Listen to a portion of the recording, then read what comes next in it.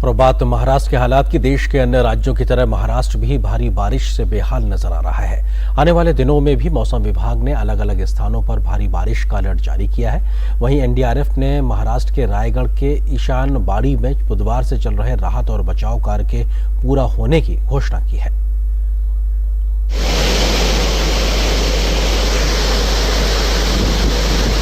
उफनता हुआ पानी तापी नदी का है, जिसे हथनूर बांध से छोड़ा जा रहा है।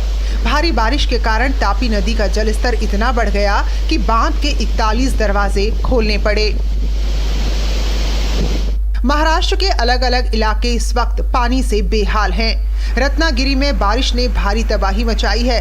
सड़कों पर पानी भरा हुआ है, जिससे आम जनजीवन बुरी तरह प्रभावित हो रहा है। वहीं कोल्हापुर में भी चारों ओर पानी ही पानी नजर आ रहा है। खेत खलिहान सब पानी में समा गए हैं, जिससे फसल बर्बाद हो गई है। अब किसानों को अपने भविष्य की चिंता सताने लगी है। वहीं अकोला में सड़कें, पुल, रास्ते सब पानी में समा गए हैं या फिर तबाह हो गए हैं, जिससे लोग बेहद परेशान हैं। वहीं यवतमाल के हालात भी खराब हैं। यहाँ भी पानी ने भीषण तबाही मचाई है। पानी लोगों के घरों और दुकानों में घुस गया है। सप्ताह की शुरुआत से जारी भारी बारिश का दौर अभी आगे भी जारी रहने वाला है। मौसम विभाग ने सोमवार को पालघर, रायगढ़, रत्नागिरी और सिंधुदुर्ग जिलों में अलग अलग स्थानों पर भारी से बहुत भारी बारिश का ऑरेंज अलर्ट जारी किया है। There is a extremely heavy rainfall already occurs over Gujarat state and Madhya Maharashtra that will continue next 24 hours. Extremely heavy rainfall mean more than 20 centimeter. Thereafter, isolated heavy rainfall may continue. वहीं NDRF ने रायगढ़ के इरशालवाड़ी में चल रहे राहत और बचाव कार्य के पूरा होने की घोषणा कर दी है। बुधवार को पहाड़ दरकने से एक पूरा गांव इसकी चपेट में आ गया था। तब से एनडीआरएफ यहां दिन रात मलबे में दबे लोगों को निकालने में जुटी थी। Bureau report, DD news.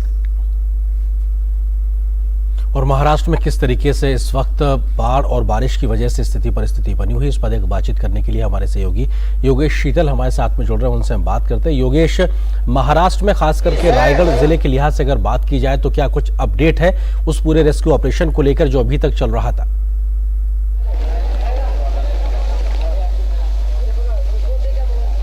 देखिए, जो रेस्क्यू ऑपरेशन चल रहा था वो आज खत्म कर दिया गया है। जो पालक मंत्री उदय सामंत, उन्होंने खुद एक प्रेस वार्ता करके इसकी घोषणा की है।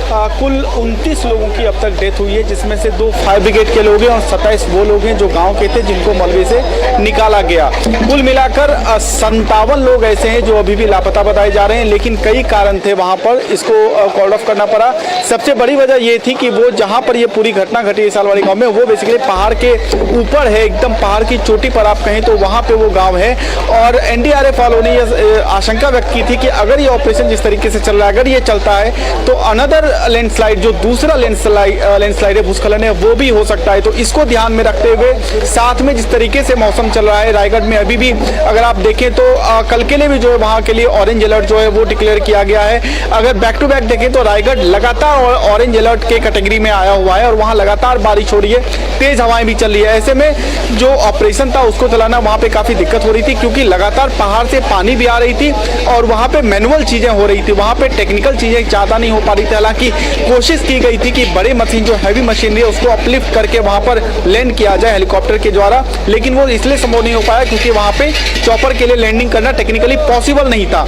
तो कुल मिलाकर जिस तरीके से मैनुअल चीजें चल रही थी, एनडीआरएफ थी, एसडीआरएफ थी, साथ में थाने के डिजास्टर के लोग थे, वो थे, फायर ब्रिगेड के लोग थे, कई एजेंसी बेसिकली वहां पे कोऑर्डिनेटेड एफर्ट्स कर रही थी, लेकिन कुल मिलाकर इस स्थिति में आकर उनको ऑपरेशन कॉल ऑफ करना पड़ा। ये रायगढ़ की बात है। अगर ओवरऑल अगर आप महाराष्ट्र को देखें तो कोंकण क्षेत्र सबसे ज्यादा प्रभावित है। रत्नागिरी को आप देख लें, सिंधुदुर्ग को देख लें, वहां पे क्योंकि वो समुद्र तटीय इलाका है, जब समुद्र की लहरें तेज आती है, हाई टाइड आती है, तो साथ में हैवी रेनफॉल के साथ अगर आप देखें मूसलाधार बारिश हो रही है, साथ में समुद्र की लहरें आ रही है, तो पानी को निकलने का रास्ता नहीं बनता है और सड़कें जो है वो टूटती है, कई गाँव जो है वो प्रभावित होते हैं। कुल मिलाकर स्थिति यहाँ पर भी अभी ऐसी ही है। कोंकण रीजन की अगर आप बात करें, अगर आप आप मराठवाड़ा रीजन की बात करें तो मराठवाड़ा का जो अगर आप सतारा को देख लें या उसके ऊपर उस्मानाबाद को देख लें, बीट देख लें, ये सब अगर आप क्षेत्र देख लें तो यहाँ पे भी जबरदस्त बारिश हुई है। लेकिन जिस तरीके की त्रासदी हम देखते हैं वो आमतौर पर फिलहाल इस वक्त नहीं हुई है। आप कह सकते हैं ये एक पॉजिटिव सिंबल है।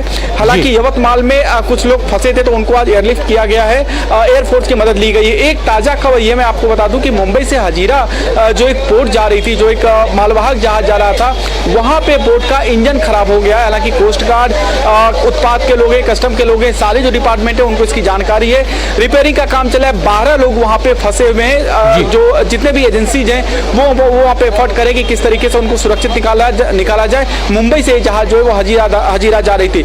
मुंबई की अगर पर्टिकुलर सिटी की बात करें, सिटी में राहत है, बूंदाबूंदी हालांकि बारिश हो रही है आइसोलेटेड प्लेस पे, लेकिन यहाँ के लिए येलो अलर्ट जो है वो है। कल के लिए भी यहाँ पे येलो अलर्ट है, तो ये यहाँ के लिए एक राहत की बात है। ठाणे की अगर आप बात करें, ठाणे में भी कल जो है कल येलो अलर्ट है। लेकिन बाकी अगर आप क्षेत्र की बात करें, मसलन पालघर की बात करें, रायगढ़ की बात करें, सिंधुदुर्ग, रत्नागिरी की बात करें, इन सब जगहों की बात करें तो यहाँ पे ऑरेंज अलर्ट है और यहाँ पे जो है दिक्कत हो रही थी। एक आखिरी बात मैं आपको काफी महत्वपूर्ण है वो मैं आपको बता देता हूँ। तो जो 7 लेक हैं, वैतरणी की बात कर लीजिए, मोदक की बात कीजिए, तुलसी, जो अलग अलग लेक है जहां से मुंबई और आसपास के इलाकों को पानी सप्लाई होता है, जो तुलसी लेक है वो पवई का, वो 100% भर चुका है। ये एक राहत भरी बात है क्योंकि वाटर कट जो है, पानी की जो कटौती होती है वो एक बड़ी समस्या होती है मुंबई के लोगों और आसपास के लोगों के लिए।